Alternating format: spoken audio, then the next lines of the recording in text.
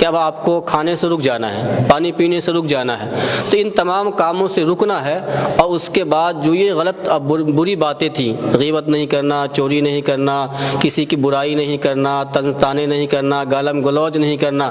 حتیٰ کہ اللہ کے نبی صلی اللہ علیہ وسلم نے ارشاد فرمایا کہ اگر آپ روزے دار ہیں اور کوئی آپ سے جھگڑنے آ جائے، آپ ان سے جھگڑا نہ کریں، مار پیٹ نہ کریں، گالم گلوچ نہ کریں، بلکہ بڑے پیار محبت سے ان کو سمجھا دیا جائے کہ میں روزے دار ہوں، میں روزے سے ہوں،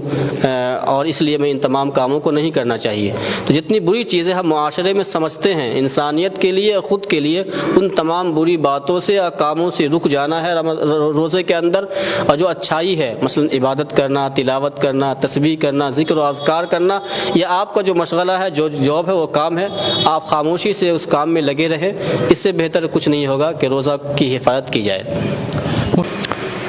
سواگت ہے آپ کا سٹیزن آواز میں۔ میں عطاء اللہ احمد،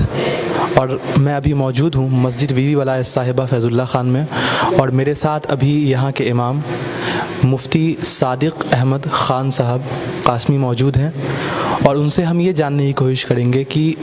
رمضان المبارک یہ ایک مہینہ ہے، اور یہ مہینہ کیوں خاص ہے۔ سواگت ہے آپ کا مفتی صاحب۔ السلام علیکم ورحمۃ اللہ وبرکاتہ۔ شکریہ ہے آپ لوگوں کا کہ آپ نے جو ہے اس مہینے میں اس سوال کو جاننے کی کوشش کی کہ اللہ تبارک و تعالیٰ نے اس مہینے کو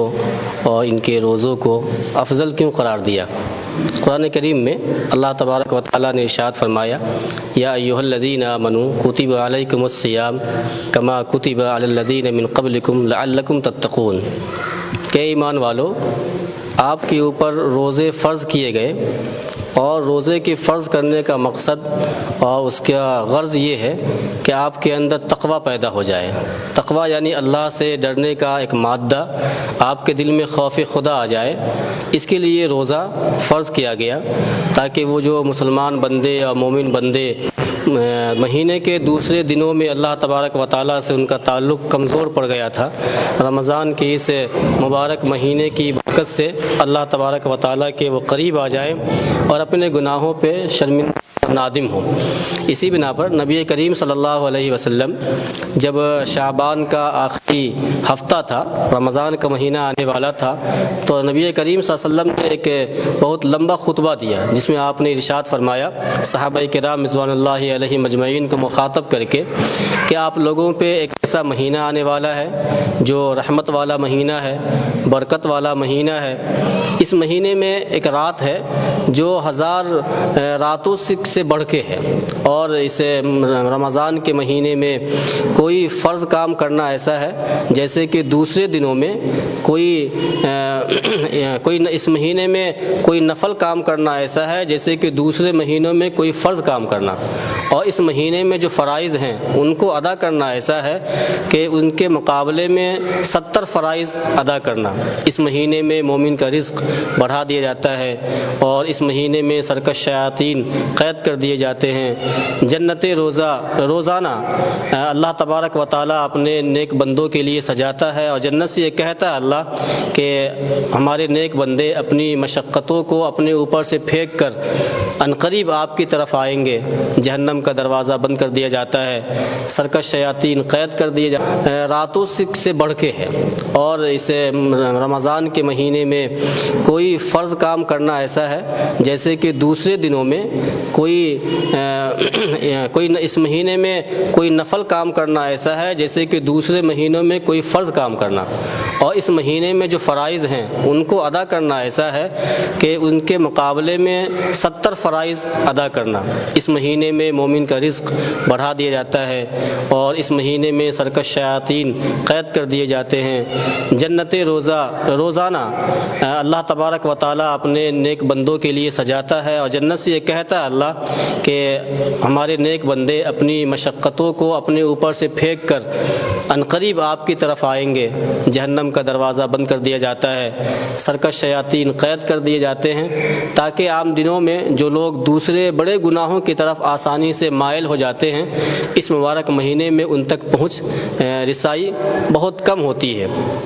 رمضان کے اور بھی بہت سارے فائدے ہیں۔ اللہ تبارک و تعالی نبی کریم صلی اللہ علیہ وسلم نے ارشاد فرمایا کہ جو بندہ اس مہینے میں کسی روزے دار کو ایک گھونٹ پانی پلائے، افطار کرائے، کل قیامت کے دن اس کو میرے حوض کوثر سے جو پانی پلایا جائے گا تو قیامت تک اسے پیاس نہیں لگے گی۔ اور اس مہینے میں اللہ تبارک و تعالی نے قرآن کریم کو بھی نازل کیا، اس بنا پہ یہ مہینہ اور بھی افضل ہے اور اہمیت کا حامل ہے کہ قرآن جیسی مقدس کتاب جو تمام دنیا والوں کے لیے اور قیامت تک کے لیے نظام قانون ہے، نظام شریعت ہے، انسان کو بہتر زندگی گزارنے کا جو اصول اور طریقہ قرآن کریم پیش کرتا ہے، کوئی اور دنیا کی مذہبی کتابیں نہیں پیش کرتی ہیں۔ تو اس طرح نبی کریم صلی اللہ علیہ وسلم بھی خود رمضان میں حضرت جبریل علیہ السلام کے ساتھ دور کرتے تھے قرآن کا،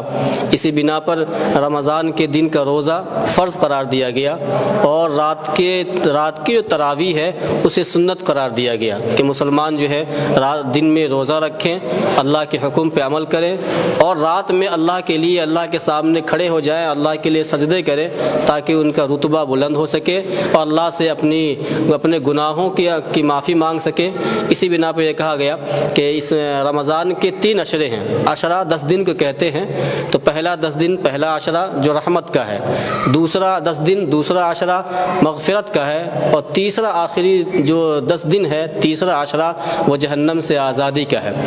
یہ عشرے اس لیے بانٹے گئے تاکہ جو نیک بندے ہیں وہ زیادہ سے زیادہ اس مہینے میں برائیوں سے بچیں اور ان تمام کاموں سے رک جائیں جن کا کرنا انسانیت کے خلاف ہے اور جن کے کرنے سے عبادتوں میں کمی آ جائے۔ اسی لیے نبی کریم صلی اللہ علیہ وسلم نے ارشاد فرمایا کہ بہت سے روزہ دار ایسے ہیں جن کو سوائے بھوکا پیاسا رہنے کے کوئی اور ثواب نہیں ملتا۔ اس کی وجہ یہ ہے کہ جو چیز غلط تھی ان کو وہ کرتے رہے، سود کھاتے رہے، حرام مال سے روزہ افطار کرتے رہے، برائیاں کرتے رہے، چغل خوری کرتے رہے، طنز طانے کرتے رہے، غیبت کرتے رہے۔ یہ تمام چیزیں روزے کو کمزور کرنے والی ہیں۔ اس لیے تمام مسلمانوں کو اس سے اعتراض کرتے ہوئے رمضان کی قدر کرنی چاہیے اور زیادہ سے زیادہ بھلائیوں میں لگنا چاہیے۔ مفتی صاحب، صحیح طریقہ کیا ہے روزہ رکھنے کا؟ کچھ کرائٹیریا ایسا ہوگا نا کہ روزہ رکھنے کا ایک اچھا طریقہ کیا کرنا چاہیے روزے میں، کیا بہتر ہے، سب سے اچھا عمل کیا ہے روزے میں؟ جی، روزہ رکھنے کا طریقہ یہ ہے کہ جب وہ سحری کا وقت آئے تو سحری کی جائے، اس وقت صبح صادق سے روزہ جو ہے شروع ہوتا ہے اور جو مغرب کی اذان ہوتی ہے اس وقت روزہ افطار ہوتا ہے۔ اس بیچ بھوکا پیاسا یعنی ہر اس کام جو جائز کام ہے، کھانا کھانا جائز تھا اور پانی پینا جائز تھا، اپنی ضرورتیں جو انسانی ہیں جس کی ضرورت انسان کو ہے وہ تمام چیزیں جائز ہیں، لیکن محض اس بنا پہ کہ اللہ نے کہا کہ اب آپ کو کھانے سے رک جانا ہے، پانی پینے سے رک جانا ہے، تو ان تمام کاموں سے رکنا ہے اور اس کے بعد جو یہ غلط بری باتیں تھیں، غیبت نہیں کرنا، چوری نہیں کرنا، کسی کی برائی نہیں کرنا، طنز طانے نہیں کرنا، گالم گلوچ نہیں کرنا، حتیٰ کہ اللہ کے نبی صلی اللہ علیہ وسلم نے ارشاد فرمایا کہ اگر آپ روزے دار ہیں اور کوئی آپ سے جھگڑنے آ جائے، آپ ان سے جھگڑا نہ کریں، مار پیٹ نہ کریں، گالم گلوچ نہ کریں، بلکہ بڑے پیار محبت سے ان کو سمجھا دیا جائے کہ میں روزے دار ہوں، میں روزے سے ہوں اور اس لیے میں ان تمام کاموں کو نہیں۔ بری چیزیں ہم معاشرے میں سمجھتے ہیں، انسانیت کے لیے خود کے لیے ان تمام بری باتوں سے اور کاموں سے رک جانا ہے روزے کے اندر، اور جو اچھائی ہے مثلا عبادت کرنا، تلاوت کرنا، تسبیح کرنا، ذکر و اذکار کرنا، یہ آپ کا جو مشغلہ ہے، جو جاب ہے، وہ کام ہے، آپ خاموشی سے اس کام میں لگے رہیں، اس سے بہتر کچھ نہیں ہوگا کہ روزہ کی حفاظت کی جائے۔ مجھ سے اب ایک چیز دیکھا جاتا ہے کہ نوجوان آج کل رمضان کا مہینہ رات کے وقت زیادہ تر رات میں سڑک کنارے کیرم کھیل رہے ہیں، کہیں چبلیاں چل رہی ہے، کہیں ہنسی مذاق چل رہا ہے، اس پہ کیا کہیں گے؟ یہ تو ہمارے خصوصاً مسلم معاشرے کے لیے کافی یہ افسوس کا مقام ہے۔ میں بار بار کہتا بھی رہا، ممبروں سے بھی کہا، تقریروں میں بھی کہا، لوگوں سے مل ملا کے بھی کہا، پورا یہ جو مہینہ ہے رمضان کا، جتنی فضیلت اللہ کے نبی صلی اللہ علیہ وسلم نے حدیثوں میں یا خود اللہ تبارک و تعالیٰ نے قرآن کریم میں جو مقصد بتایا، یہ تو اس اللہ کے حکم، اللہ کے حکمت کے خلاف یہ کام ہے۔ یہ راتیں جو ہیں وہ غنیمت تھی کہ اللہ کو راضی کیا جائے، لیکن دوسری بات کیا ہے کہ ہمارے یہاں معاشرے میں یہ ہے کہ رمضان کا مہینہ ہے،